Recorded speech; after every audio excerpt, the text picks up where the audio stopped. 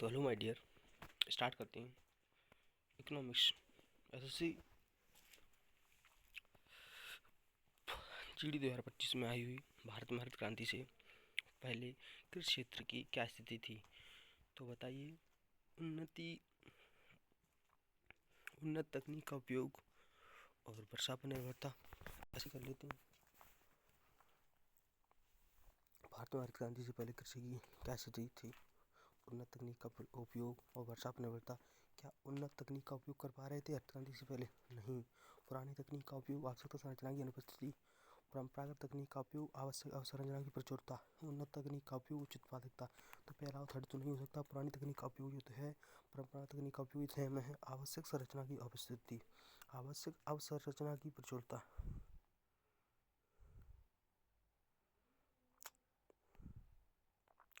तो option B पर हम जाते हैं। तो ऑप्शन बी राइट हो, तो इसका ऑप्शन पढ़ लेते हैं। हरित क्रांति 1960 से 1970 के दशक से पहले भारत की कृषि पारंपरिक उपकरणों, पुरानी तकनीक और सिंचाई उर्वरकों, आधुनिक बीजों की कमी पर निर्भर थी।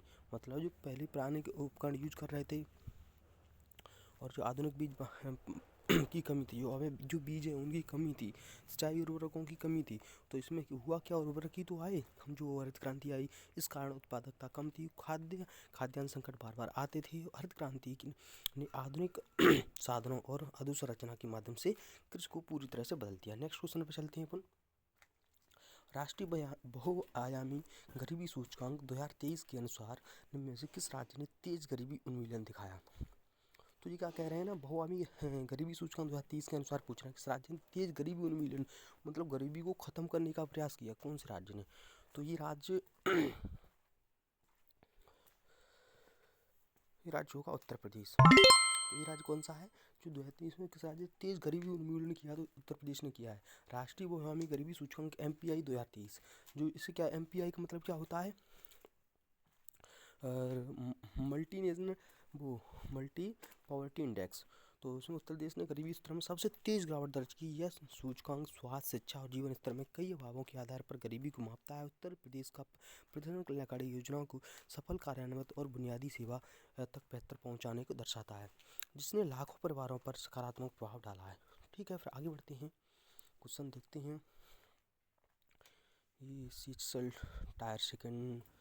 टायर सेकंड में आया हुआ है। संयुक्त राष्ट्र सांख्यिकी विभाग UNSD द्वारा संचालित अंतर्राष्ट्रीय तुलनात्मक कार्यक्रम ICP का मुख्य उद्देश्य क्या है? तो ये संयुक्त राष्ट्र सांख्यिकी विभाग द्वारा अंतर्राष्ट्रीय तुलनात्मक ICP का उद्देश्य पूछ रहा है। तो जो ICP करती क्या है, अंतर्राष्ट्रीय तुलनात्मक कार्यक्रम इसका नाम है। जो तुलनात्मक कार्यक्रम के संबंध क्या बताओ, अंतर्राष्ट्रीय व्यापार डेटा संग्रह करती है, विश्व स्तर पर सांख्यिकी कार्यालय को लागू करती है, वैश्विक स्तर पर बेरोजगारी के अनुमान को तैयार करना, क्रय शक्ति की क्षमता और मूल्य सूचकांक की गणना करना।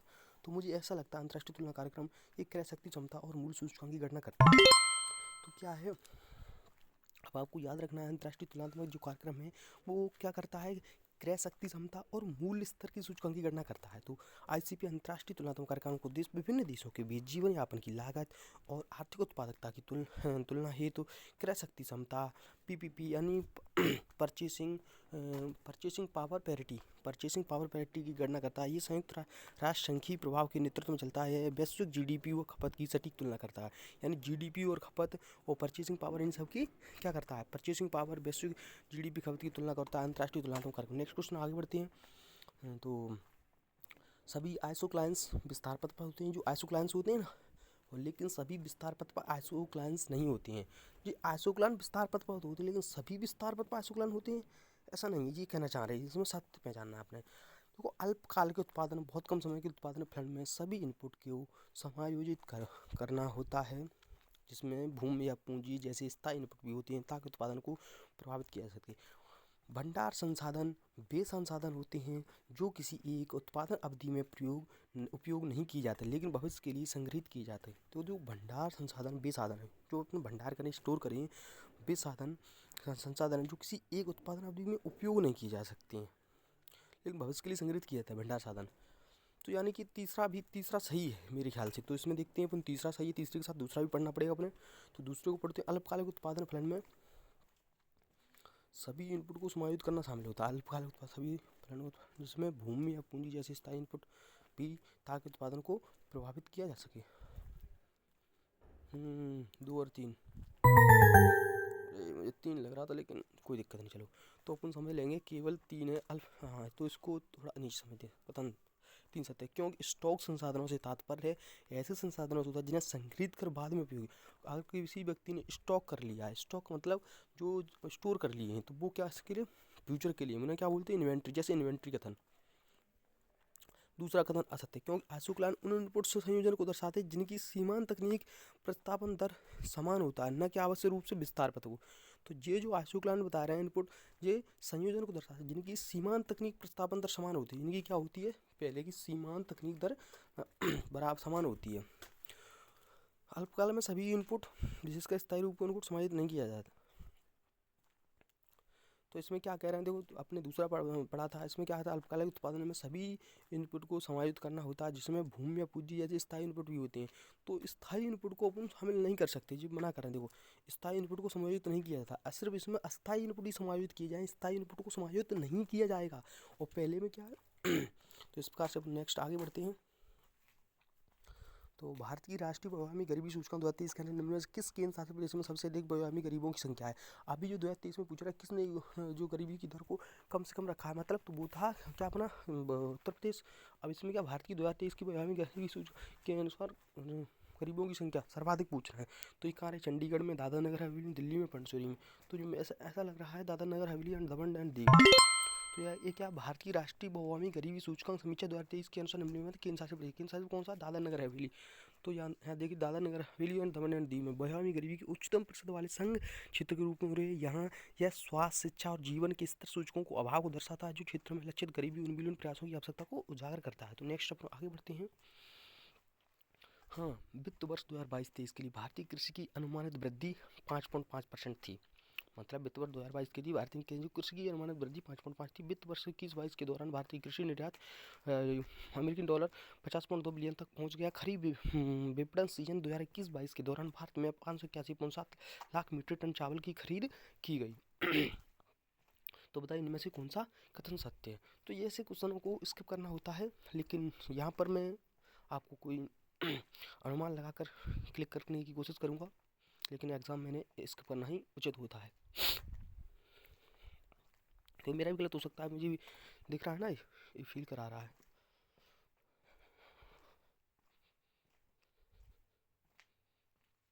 पता है ना, तो मैं नहीं समझ में आ रहा हूँ एक चीज़ बात, इसमें 2 ऑप्शन जो है ना, दो के साथ मुझे जाना अनिवार्य है। तो आएगा 2 और 3। तो ध्यान रखना क्या, 2021-22 के दौरान भारत का निर्यात कितना पहुंचा था, 50.2 बिलियन अमेरिकी डॉलर। खरीफ विपणन 581 पाउंड। तो ध्यान रखना है तुम्हें। आगे बढ़ते हैं।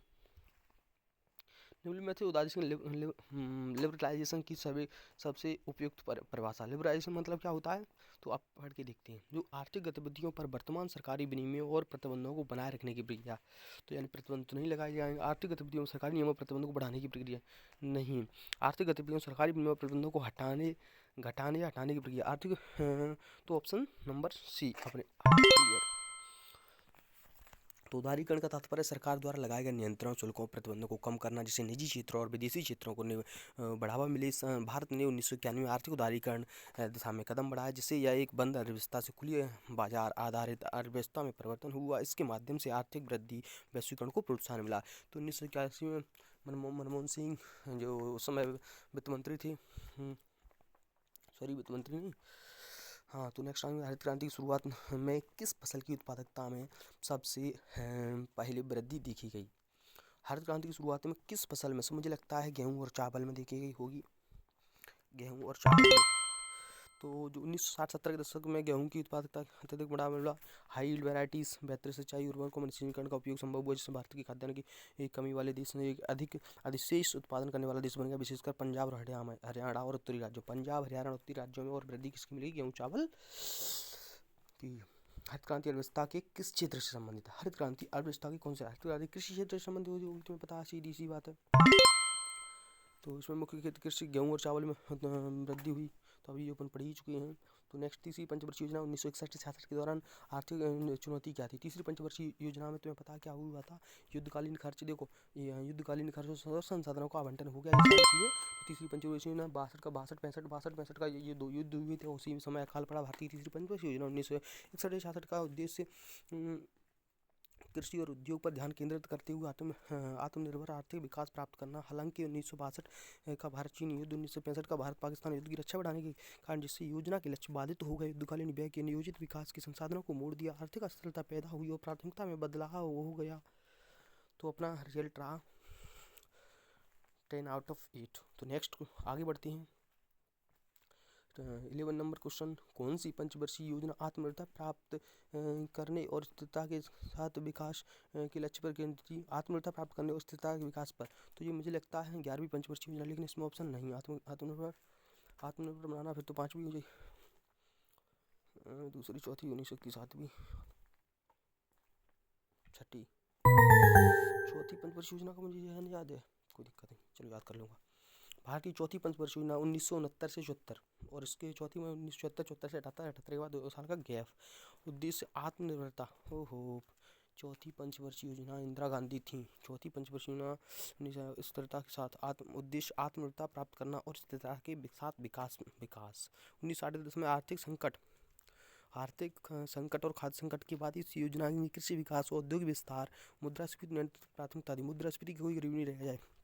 योजना ने विदेशी सहायता पर निर्भरता पर कम करने, सार्वजनिक क्षेत्र के उद्यमों के विकास और बुनियादी ढांचे को सुदृढ़ करने पर बल दिया। ये बहुत अच्छा क्वेश्चन है। कौन सी पंचवर्षीय, मेरा भी गलत हो गया था फर्स्ट क्वेश्चन ही। देखो नेक्स्ट चलते हैं आगे। प्रथम पंचवर्षीय 1951 से 56 का प्रमुख ध्यान किस पर था। तो इस पर था कृषि पर। पहला कृषि पर तो ध्यान देना। पहली पंचवर्षीय योजना कृषि पर, दूसरी उद्योगों पर है ना, और चौथी तो आत्मनिर्भरता देख ही रहे तुम, आगे पढ़ सकते हो। और आगे देखते हैं, इनमें कौन सा भारतीय अर्थव्यवस्था की तृतीय क्षेत्र में आता है। तुम्हें पता है कि जो वन विज्ञान है, ये तो पहले में आएगा। लोक प्रशासन, ये तो क्वीनरी क्वानरी में चला जाए। उत्पादन नहीं, बिजली की आपूर्ति, वन विज्ञान, सॉरी ये कौन सा पूछा, तृतीयक में लोक प्रशासन, हाँ। बिजली आपूर्ति सेवाएं है, किस में आएगा, बिजली आपूर्ति सेवाएं। अच्छा क्वीनरी, सॉरी जो क्वीनरी क्वार्टरनरी चौथी और पांचवी जो हैं वो तीसरी के अंतर्गत आती हैं। तो जो चौथी पांचवी इसी में है। सार्वजनिक प्रशासन, बिजली आपूर्ति सेवा दूसरे में, मुझे याद था क्या बताएं। तो दूसरा नीला बिजली और खतरनाक, यानी दूसरी जो मतलब दूसरा जो क्षेत्र है उसमें बिजली आएगी, जैसे मतलब ब्लू कॉलर जॉब कहते हैं, तथा ये खतरनाक है, मतलब प्राथमिक से कम खतरनाक है। तो ये आगे याद करेंगे। सार्वजनिक प्रशासन भारतीय अर्थव्यवस्था के तृतीय क्षेत्र में आता है। यह क्षेत्र वस्तुओं की बजाय सेवाओं को शामिल करता है। शासन, स्वास्थ्य सेवा, शिक्षा, बैंकिंग और संचार जैसे आर्थिक कार्यों का समर्थन करता है। सार्वजनिक प्रशासन नीतियों के कार्यान्वयन, कानून सार्वजनिक सेवाओं के वितरण प्रबंधन करता है। भारत के ग्रामीण और शहरी दोनों क्षेत्रों में आर्थिक और सामाजिक प्रणालियों को बनाए रखने में महत्वपूर्ण। सार्वजनिक प्रशासन अर्थव्यवस्था के तृतीय क्षेत्र में जो प्रशासन है, यानी ये क्वीनरी क्वार्टरनरी में, ये क्वीनरी में चौथी पांचवी में क्या आते हैं, नेता।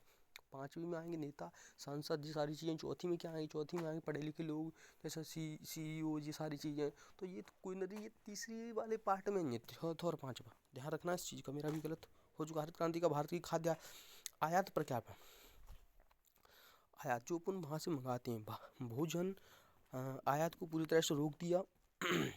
खाद्य आयात पर निर्भरता में कमी, खाद्य आयात पर बढ़ती निर्भरता, खाद्यान्न आयात पर निर्भरता में कोई बदलाव नहीं।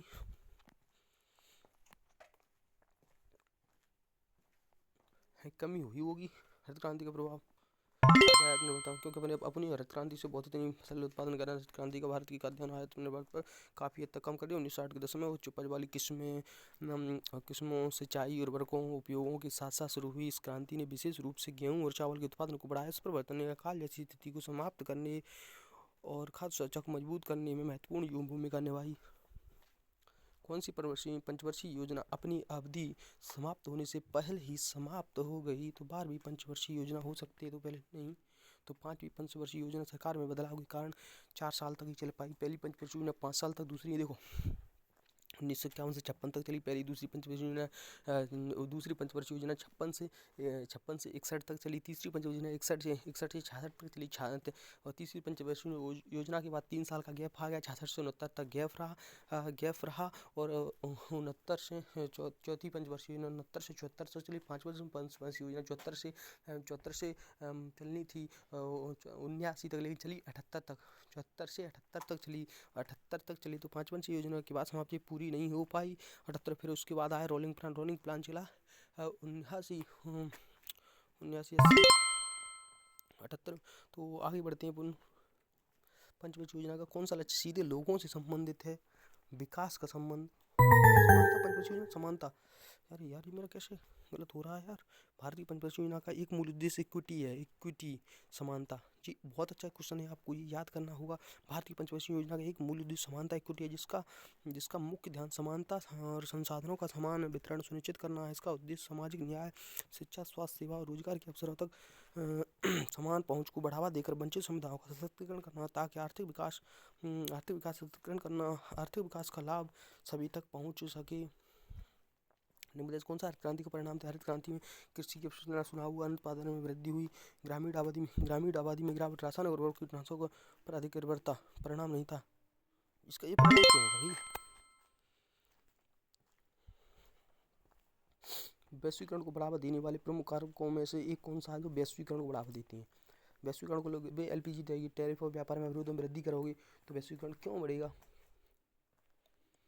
प्रतिकरण नीतियाँ नहीं, प्रौद्योगिकी में तीव्र सुधार, बहुराष्ट्रीय कंपनियों में गिरावट, प्रौद्योगिकी में तीव्र सुधार, तेजी से हो रहा है तकनीक विकास, क्योंकि तुम दिमाग लगाओ हर प्रौद्योगिकों में तीव्र सुधार होगा तभी तो मतलब विश्व के लोग इधर उधर आएंगे। मतलब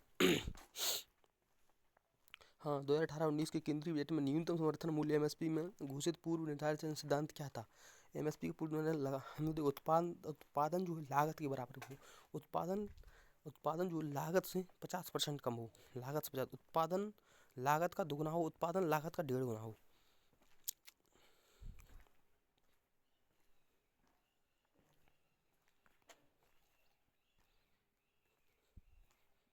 उत्पादन ज़्यादा कह रहे थे, वो पहले में क्या कह रहे हैं, लागत से 1.5 गुना उत्पादन बढ़ा है।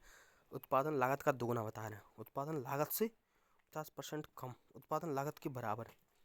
तो ये दोनों तो गए काम से, जो ऊपर वाली दुगना और 1.5 गुना की बात चलेगी। ये लगता है 1.5 गुना। तो अब समझिए 1.5 गुना उत्पादन कितना हो, जितनी लागत है वहाँ 1.5 गुना लागत तुमने लगाई 100 रुपया और तो 1.5 यानी 3/2, 300/2 तो 150, यानी 100 लगा रहे तो तुम्हें 150 मिले चंदे, यानी तभी तो 50 फायदा होगी। तो न्यूनतम समर्थन मूल्य को मतलब है जैसे तुम जितना तुम्हारा लगाओ है वो तो निकरे ही निकरे, बाको आधो और निकरे तो ही तो फायदा हुई। तो फायदा खा तुम सोचो, उत्पादन तो लागत से 50% तुम 100 रुपया लगाए 50 मिले तो जी एमएसपी अगर हम फसल की रेट मिलेगी। अगर तो उत्पादन लगाए 100 रुपये निकले तो मेहनत कहाँ गई? तो यानी कि जैसे तुम 100 लगाए तो 150 उत्पादन कितना होना चाहिए, लागत का 1.5 गुना। तो अब प्रदेश संघ बजट 2018-19 ने सरकार ने घोषणा की थी जब प्रमुख फसलों का न्यूनतम समर्थन मूल्य एमएसपी उत्पादन लागत का 1.5 गुना निर्धारित किया जाएगा। इस कदम का उद्देश्य किसानों को 50% लाभ मार्जिन सुनिश्चित करना, उनकी आय सुरक्षा को बढ़ाना था। यह भारत में कृषि संकट को संबोधित करने की दिशा में एक महत्वपूर्ण कदम था। आगे बढ़ते हैं। सार्वजनिक प्रावधान उन वस्तुओं की सेवाओं को कहते हैं जिन्हें बजट के माध्यम से वित्त पोषित किया जाता है। जो कुछ कह रहा है, सार्वजनिक प्रावधान किसे कहते हैं? सार्वजनिक प्रावधान उन वस्तुओं सेवाओं को कहते हैं जिन्हें बजट के माध्यम से वित्त पोषित किया जाता है, केवल ऑनलाइन भुगतान के माध्यम से उपलब्ध है, बिना थोड़ा सा पढ़ना पड़ेगा।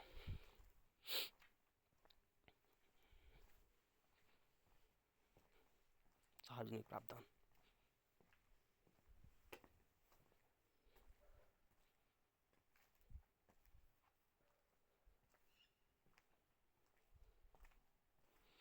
मुझे लगता है बी, बिना प्रत्यक्ष भुगतान की। मतलब जरूरी नहीं तुम्हें डायरेक्ट कोई भी भुगतान कर जाए। सार्वजनिक प्रावधान मतलब कोई भी कर जाए। उन वस्तुओं सेवाओं को कहते हैं, अब यहाँ से पढ़ लो अच्छे से, सार्वजनिक प्रावधान उन वस्तुओं सेवाओं को कहते हैं जो सरकार द्वारा बजट के माध्यम से वित्त पोषित की जाती हैं, जैसे शिक्षा, शिक्षा, स्वास्थ्य सेवा, सार्वजनिक परिवहन, ये सेवाएं बिना प्रत्यक्ष भुगतान को जनता को उपलब्ध कराई जाती हैं। सार्वजनिक प्रावधान समानता सुनिश्चित करने, सामाजिक कल्याण और न्याय को बढ़ावा देने के महत्वपूर्ण साधन। तो ये क्या करें, सार्वजनिक प्रावधान जो जो तुम्हें मतलब सब लोगों को जो सुविधाएं दी जाती है, जैसे मान लो शिक्षा आज सार्वजनिक है, सरकार ने किया सबको दे रही है, स्वास्थ्य सेवा सबको दे रही है, सार्वजनिक परिवहन जो जो सरकारी वाहन होते हैं, ट्रेन है, ये सारी चीज़ें। तो भी क्या है इनके प्रत्यक्ष भुगतान, जरूर तुम जा रहे हो ट्रेन, तुम जा रहे हो तो तुम ही भुगतान कर रहे हो, तुम्हारे साथ कोई है तो वो भी तुम्हारा टिकट लेकर तुम्हें दे सकता है। शिक्षा तुम्हारी फीस कोई भी और भी भर सकता है। तो ये चीज़ हमें सार्वजनिक प्रावधान मतलब बिना प्रत्यक्ष तुम्हें जरूरी नहीं डायरेक्ट डायरेक्ट तुम्हें देना पड़े। तो उसको रिजल्ट देखते हैं, अपना 7 होना चाहिए, कम से कम 7। अपने 3 गलत हो गए। नेक्स्ट आगे बढ़ते हैं।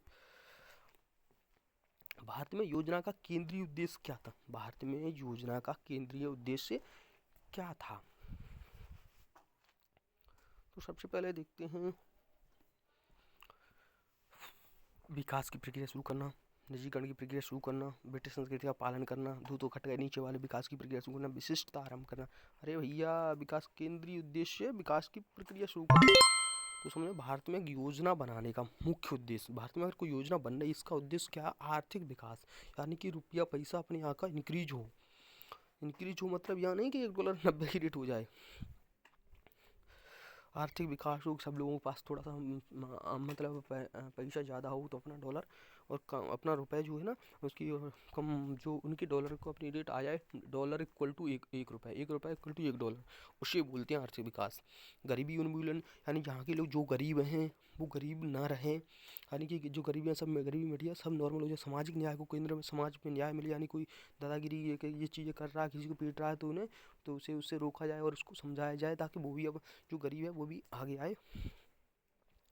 गैस की स्वतंत्रता प्राप्ति के बाद लागू किया ये योजना प्लानिंग औद्योगिकीकरण, यानी फैक्ट्रियाँ लगी, कृषि सुधार हुआ, क्षेत्रीय संतुलन, क्षेत्रों में गाँव संतुलन हुए, संत विकास पर ध्यान। यह पंचवर्षीय योजना आत्मनिर्भरता, आधुनिकीकरण और देश भर में संसाधनों के समान वितरण के लिए, इक्विटी के लिए भी जो अपना इक्विटी गलत हुआ था। नेक्स्ट, भारत में किस अवधि के दौरान कोयला खानों का राष्ट्रीयकरण हुआ? तो कोयला खानों का राष्ट्रीयकरण ये तो पहली बार पढ़ रहे हैं, लेकिन फिर भी कोशिश करते हैं। देखो, बैंकों का राष्ट्रीयकरण तो 1969 में होता है, 1949 में वो RBI का वो हुआ था। तो यहाँ से ध्यान दो, याद करना होगा, नहीं 71 से 75, 66 70। पहले मैचिंग करो कौन कितना नियर है। 66 से 70, ठीक है। 76 से 80, ठीक है। 61 से 65, 61 से 65 होगा, 66 से 70 हो गया, 70 से 75 होगा, 75 से 80 होगा। इसका मतलब 1980, 1960 और 80 के बीच में 20 साल में हुआ है। ये 1965 समथिंग नहीं हुआ होगा, लगा लो। याद कर लो। कोयला खानों का राष्ट्रीयकरण 1971। क्वेश्चन नंबर तुम्हें 22 देखना है, क्वेश्चन नंबर 22। तो ये कह रहा है, भारत में कोयला खदानों का राष्ट्रीयकरण 1971 से 1975 के बीच 2 चरणों में हुआ। पहले चरण में कोकिंग कोल खानों 1971 से 72, 71 से 72 से कोयला खानों का 72 से 71 से 72। दूसरे में नॉन कुकिंग, देखो पहले में कुकिंग कोल 71 से 72 और नॉन कुकिंग कोल 73 में हुई थी। इसी निर्णय का उद्देश्य कोयला उत्पादन वितरण सरकार द्वारा नियंत्रण बढ़ाना, सुरक्षा को, श्रमिकों की स्थिति में सुधार करना तथा निजी कंपनियों की एकाधिकार प्रवृत्तियों को समाप्त करना।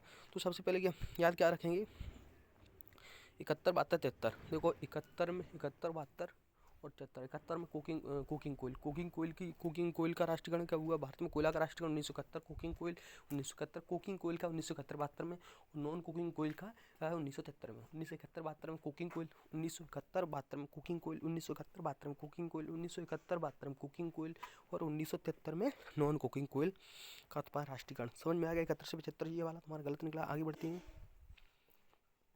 7वीं पंचवर्षीय योजना के द्वारा संगठित क्षेत्र में कार्यरत, जो 7वीं पंचवर्षीय योजना के द्वारा संगठित क्षेत्र में कार्यरत सुनियोजित महिलाओं के लिए राष्ट्रीय आयोग द्वारा प्रस्तुत व्यापक रिपोर्ट का शीर्षक क्या था?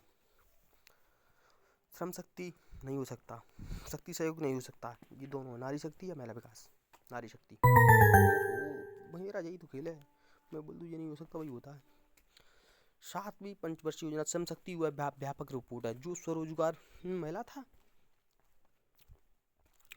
श्रम शक्ति वह व्यापक रिपोर्ट है, श्रम शक्ति वह व्यापक रिपोर्ट है जिसे स्वरोजगार करने वाली असंगठित क्षेत्र की महिलाओं पर बनी राष्ट्रीय आयोग ने 7वीं पंचवर्षीय योजना के दौरान प्रस्तुत किया। इसमें इन महिलाओं को स्थितियों, संघर्षों, योगदान का विवरण है तथा उनकी सामाजिक और आर्थिक सशक्तिकरण के लिए विधायी और नीति सुधारों की सिफारिश की गई। श्रम शक्ति 7वीं पंचवर्षीय योजना के दौरान 7वीं पंचवर्षीय योजना के दौरान श्रम शक्ति नाम से एक असंगठित महिलाओं में कार्यरत स्वनियोजित महिलाओं के लिए राष्ट्रीय आयोग द्वारा एक व्यापक रिपोर्ट प्रस्तुत हुई। उसमें क्या श्रम शक्ति क्या व्यापक रिपोर्ट है। तो आगे बढ़ते हैं अपन क्वेश्चन नंबर 24, कौन सी पंचवर्षीय योजना तो यह दूसरी पंचवर्षीय योजना है। तो आपको याद है प्रथम पंचवर्षीय योजना हेराल्ड, दूसरी महालनोबिस, तीसरी गडगिल, चौथी रुद्र एलन या गडगिल। तो ये क्या है, दूसरी पंचवर्षीय योजना 56 से 61 तक चली, पहली 51 से 56 तक चली थी, जिसका नाम सांख्यिकी विधि पीसी मालुसुस के नाम पर। उसमें विशेष रूप से भारी उद्योगों में औद्योगिकरण को बढ़ावा देने पर जोर दिया गया है। इस योजना में उपभोक्ता वस्तुओं की तुलना में पूंजीगत वस्तुओं पर प्राथमिकता दी गई और स्वतंत्रता के बाद सार्वजनिक क्षेत्र आधारित विकास की नींव रखी गई। आगे बढ़ते हैं। कैसे एक उच्च राजकोषीय घाटा अर्थव्यवस्था में भीड़ बहिष्कृत की स्थिति उत्पन्न करता है। कैसे एक उच्च राजकोषीय घाटा अर्थव्यवस्था की भीड़ बहिष्कृत की स्थिति उत्पन्न करता है। मतलब उच्च राजकोषीय घाटा क्या होता है। तो एक प्रकार का राजकोषीय यानी फिस्कल डेफिसिट, यानी कि सरकार को जो घाटा होता है वो कैसा होता है। तो देखो, ब्याज दरों में व्यापारों में ऋण उपलब्ध बढ़ाकर सरकारी उधारी और ऋण को कम करके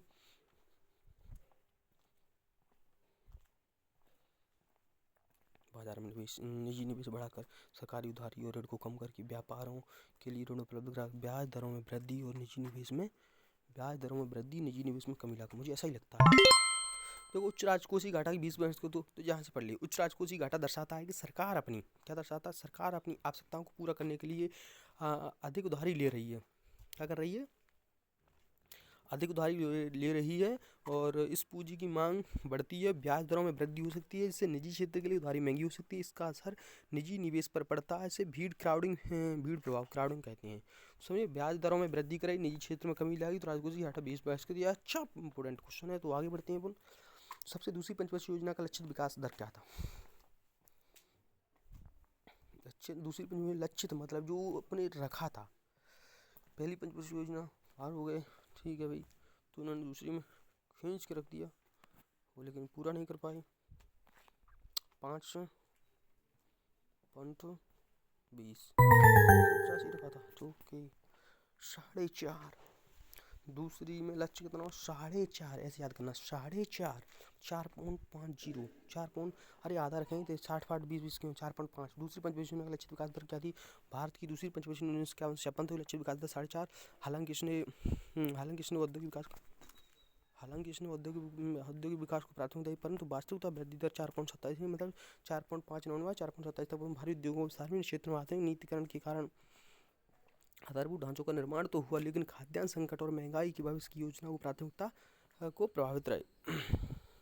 कौन सी उद्योग प्रकृति के से कच्चे माल निष्कर्षण में शामिल होती है। तो ये क्या होता है, उत्पादक उद्योग, खनन नहीं, सेवा उद्योग ने कौन सी प्रकृति से कच्चे माल के निष्कर्षण में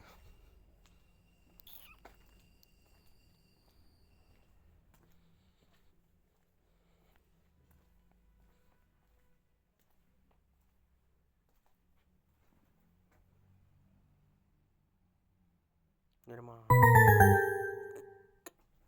शाम सब कंफ्यूजन, मुझे उत्पादक भी लग रहा था, निर्माण भी लग रहा था, लेकिन निकला खनन। अब बताओ, तो पढ़ लीजिए, कौन सी उद्योग प्रकृति से कच्चे माल के निष्कर्षण में शामिल होती है। निष्कर्षण उद्योग, एक्सट्रैक्टिव इंडस्ट्री, पृथ्वी से प्राकृतिक संसाधनों को निकालने से संबंधित, पृथ्वी से प्राकृतिक खनन उद्योग।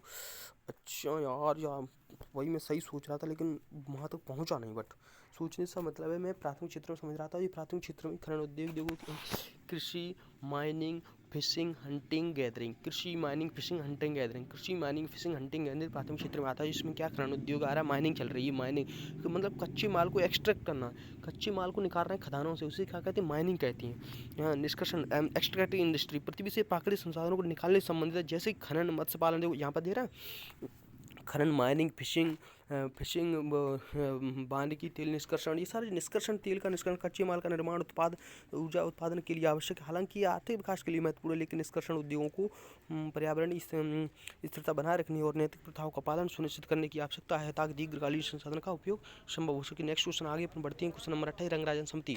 रंगराजन समिति, तो ये किससे संबंधित है? रंगराजन तुम्हें सबसे एक ये चीज़ याद करा, 2014 में आई थी। बेरोजगारी से संबंधित है, बेरोजगारी से संबंधित है, गरीबी से संबंधित है, गरीबी से संबंधित है, तो गरीबी ऑप्शन क्लिक रंगराजन समिति का। लेकिन अभी भी तुम्हें ध्यान दें, अपने यहाँ पर सचिन तेंदुलकर समिति मानी जाती है, यहाँ पर रंगराजन समिति नहीं। ठीक है, रंगराजन समिति का सठन गरीबी मापने। नेक्स्ट क्वेश्चन नहीं मिलो।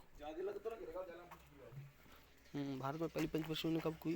तो 1951 से 56 तक। दूसरे क्वेश्चन नेक्स्ट।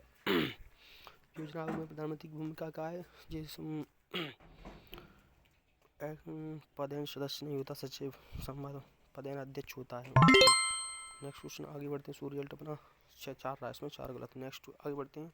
1951 से 1990 तक कितनी पंचवर्षीय हुई? मुझे लगता है 7 पूरी होती, लेकिन फिर भी अपन चेक कर लेते हैं। 1951 से 1951 7 ही लगा दो, चलिए 1951 से 56 ये क्लियर, और 56 से 56 से 61 2, 61 से 66, 66 से 69 गैप, 69 से 74, और 69 से 74, 74 से 78 गैप, और 78 से 80 से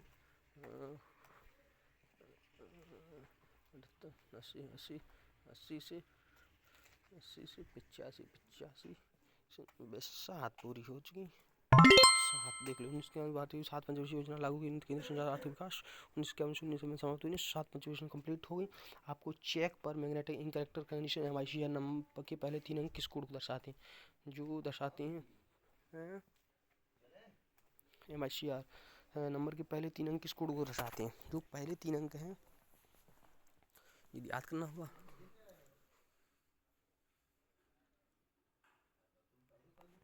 MICR पहले 3 अंक देश को दर्शाते हैं।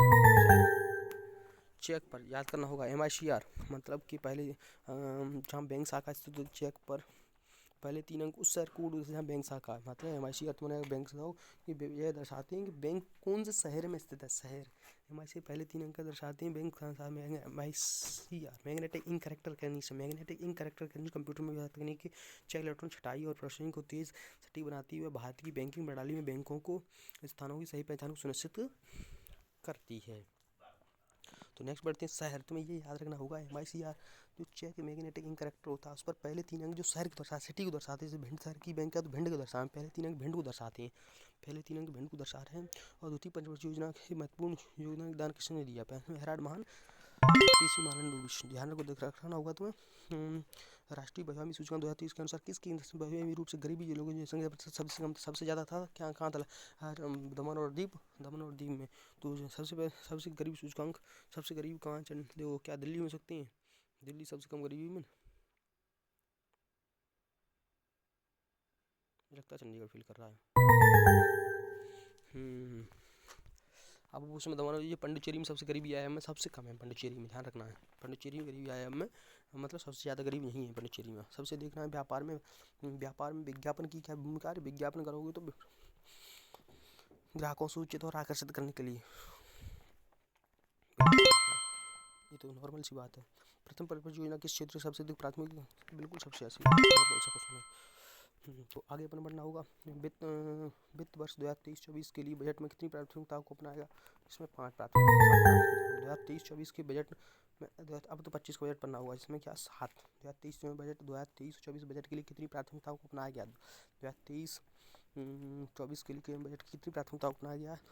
तो 7। सार्वजनिक पब्लिक डेप्ट क्या होता है? तो जो सरकार द्वारा किया गया कुल निवेश का भी डेप्ट तो रोक सकता है। सरकार द्वारा ऋणदाताओं को दी गई कुल राशि, सरकार द्वारा उत्पन्न कुल राजस्व, देश के नागरिकों को दी गई कुल धनराशि। तो पहला तीसरा हट गया, तीसरा बचा सरकार द्वारा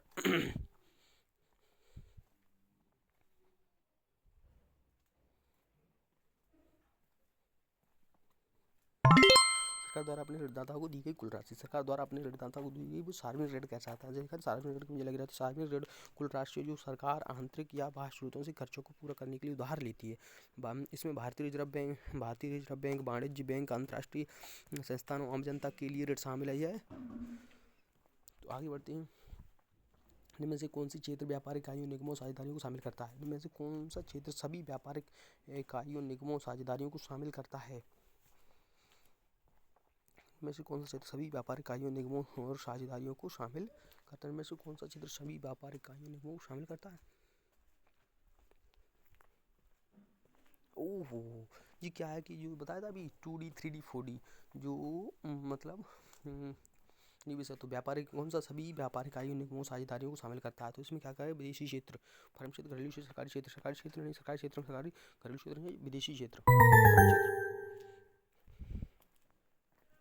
फर्म वे सभी व्यापारिक संस्थाएं आती है जिसमें एकल स्वामित्व साझेदारी कंपनी होती है। संस्थाएं वस्तुओं सेवा उत्पन्न करती हैं, आयात उत्पन्न करती हैं, आर्थिक गतिविधियों जैसे उत्पादन, रोजगार, निवेश, नवाचार में ये घरेलू सरकारी, घरेलू हो सकती नहीं सरकारी, यानी फर्म। अरे यार सही कह रहे हैं। फर्म क्षेत्र क्या होता है? वो सभी प्रकार की इकाई, व्यापारिक इकाइयों, निगमों, साझेदारियों को शामिल करता है फर्म क्षेत्र। ये इंपॉर्टेंट है, थोड़ा सा याद रखना। फर्म क्षेत्र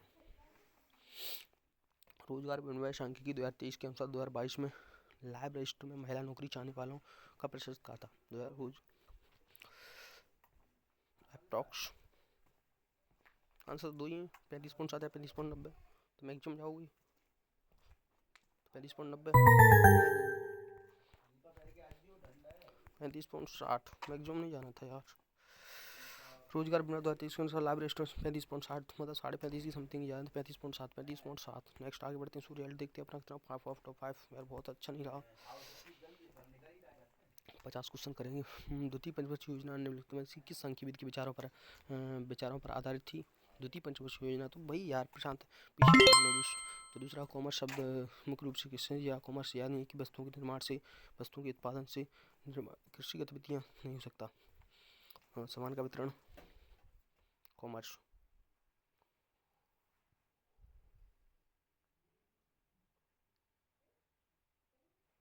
वस्तुओं के निर्माण से होगा।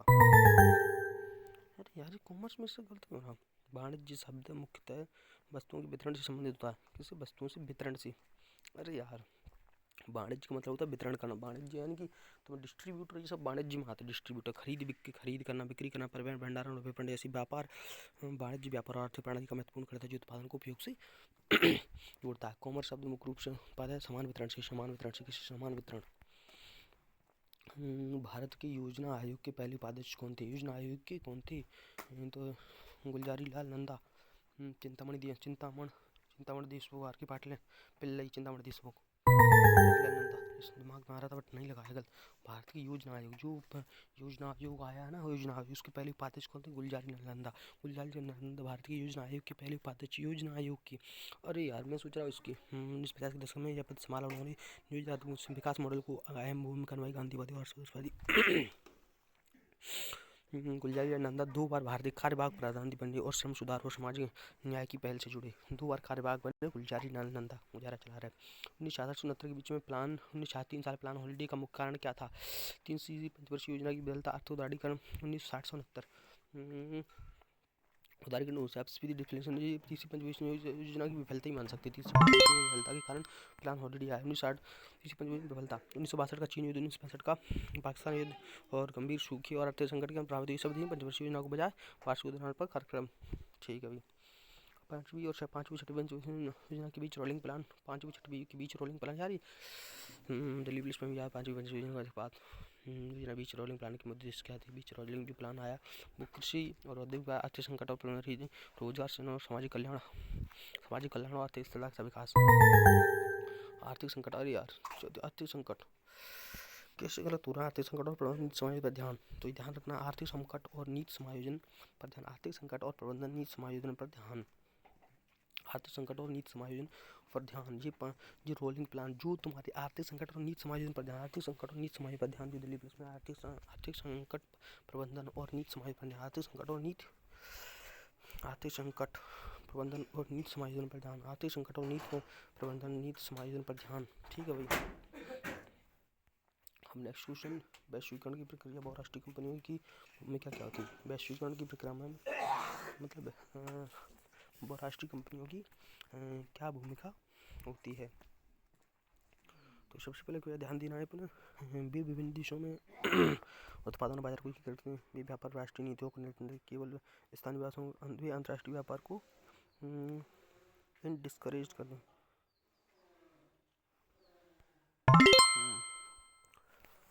विभिन्न देशों उत्पादक बाजार को एकीकृत करते हैं। ठीक है, जो वैश्वीकरण की प्रक्रिया में राष्ट्रीय कंपनियों की भूमिका है, विभिन्न देशों उत्पादन बाजार को एकीकृत करते हैं। ठीक है भाई। विकसित अर्थव्यवस्था के उच्च स्तर पर जीडीपी में सबसे अधिक योगदान किस क्षेत्र का होता है? तो विकसित अर्थव्यवस्था के उच्च स्तर पर जीडीपी में सबसे अधिक योगदान क्या होता है? सेवा क्षेत्र का। और सबसे पांचवी पंचवर्षीय योजना 1974 से 1981 का मुख्य, पांचवी पंचवर्षीय योजना 1974 से 1981 का मुख्य उद्देश्य, पांचवी पंचवर्षीय योजना जो है ना का मुख्य उद्देश्य क्या है बताओ? गरीबी उन्मूलन, पांचवी गरीबी उन्मूलन, आत्मनिर्भरता, गरीबी उन्मूलन और आत्मनिर्भरता चौथी का भी यही था। और सबसे पहले कीसियंस, जो कीसियंस अर्थशास्त्र के संदर्भ में अति गर्म अर्थव्यवस्था के लिए सरकार की आदर्श प्रक्रिया क्या होनी चाहिए? कीसियंस अर्थशास्त्र के संदर्भ में अति गर्म अर्थव्यवस्था, गर्म है इसका मतलब अर्थव्यवस्था सही सरकार की सरकारी खर्च बढ़ना, करों में कमी करना, या तो करों में सम्मानी मौद्रिक नीति को लागू करना। सम्मानी मौद्रिक नीति का कीसियंस अर्थशास्त्र के संदर्भ में अतिक्रमण अर्थव्यवस्था प्रक्रिया क्या होनी चाहिए? सम्मानी मौद्रिक नीति को लागू करना। कीसियंस अर्थशास्त्र के अनुसार जब अर्थव्यवस्था अति गर्म हो जाती है, यानी महंगाई बहुत अधिक होती है, अर्थव्यवस्था गर्म है इसका मतलब महंगाई बहुत अधिक है, अर्थव्यवस्था गर्म है इसका मतलब महंगाई बहुत अधिक है, होती बेरोजगारी बहुत कम हो, बेरोजगारी बहुत कम, मांग बहुत अधिक नहीं होती, बेरोजगारी बहुत कम है। महंगाई बहुत है इसका मतलब सबके पास पैसा ही पैसा है, बेरोजगारी कम है, मांग बहुत अधिक होती है। तो सही प्रक्रिया संतुलित राजकोषीय नीति है। इसमें सरकारी खर्च में कटौती करो, सरकारी खर्च में कटौती करो, करों में वृद्धि करो ताकि मांग कम की जा सके। इस में होता प्रथम और द्वितीय पंचवर्षीय योजना का भुगतान कृषि और उद्योग। तो अपने क्वेश्चन हो गए 50। रिजल्ट देख लेते हैं 7। वीडियो को कहीं करते हैं यहीं स्टॉप।